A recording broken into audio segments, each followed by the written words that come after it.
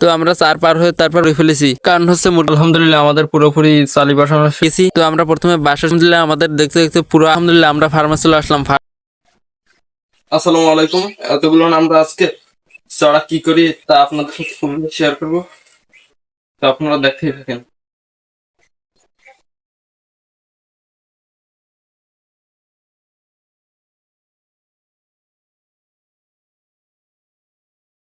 তো আলহামদুলিল্লাহ আমাদের মোটামুটি কাজ প্রায় কমপ্লিট। আমরা এইগুলো আজকে ছাঁচা হয়েছে, আর বাকি রয়েছে এইগুলো, এই কটা বাকি রয়েছে, আর এগুলো ছাঁচা হয়েছে। এখন এইগুলো নিতে হবে আমাদের ওই ফার্মে।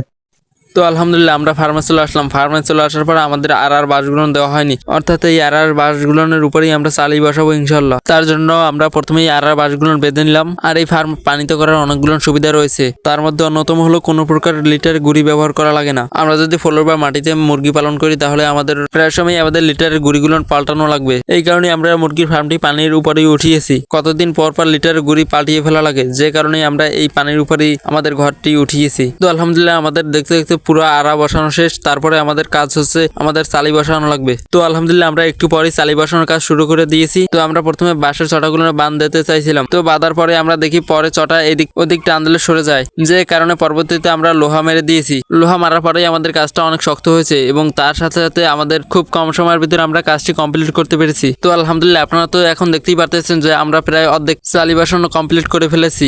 তো আলহামদুলিল্লাহ আমাদের পুরোপুরি চালি বসানো শেষ।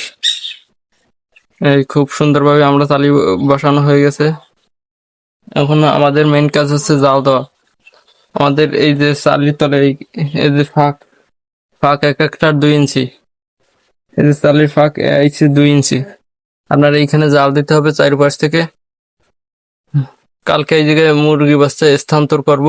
এখন তো আপনারা দেখতেই পারতেছেন যে আমাদের কাজ কতটুকু কমপ্লিট হয়ে গেছে। আর আমাদের এখানে সবচেয়ে চ্যালেঞ্জিং বিষয় হচ্ছে আমাদের হাতে সময় ছিল খুবই কম, যে কারণে আমরা খুব তাড়াতাড়ি এই কাজটি মুরগির বাচ্চা যে জায়গায় রাখছিলাম সেই জায়গা খুবই ঘনত্ব বেশি হয়ে গেছে। মুরগির বাচ্চা খুবই এতটুকু জায়গার ভিতরে থাকতে ওদের কষ্ট হয়, যে কারণে আমাদের এই কাজটি খুব তাড়াতাড়ি করতে হয়েছে। এখন আমাদের কাজ হচ্ছে এই চালির উপরে জাল দেওয়া, যেন এই চালির ফাঁক থেকে জানি বাচ্চা না পড়ে যায় নিচে, এবং তার সাথে সাথে এই জালগুলো চারপাশ থেকে দিতে হবে যেন মুরগির বাচ্চাও বাইরে না পড়ে। আর এইখানে আমাদের সবচেয়ে সমস্যার বিষয় হইতেছে এই খুঁটিটা। পরবর্তীতে আমরা এই খুঁটিটি কেটে ফেললাম। তো আলহামদুলিল্লাহ আমরা এখন মুরগি স্থানান্তর করবো, না আমাদের ওই পোল্ট্রির ঘরে ওই জায়গায় নেব।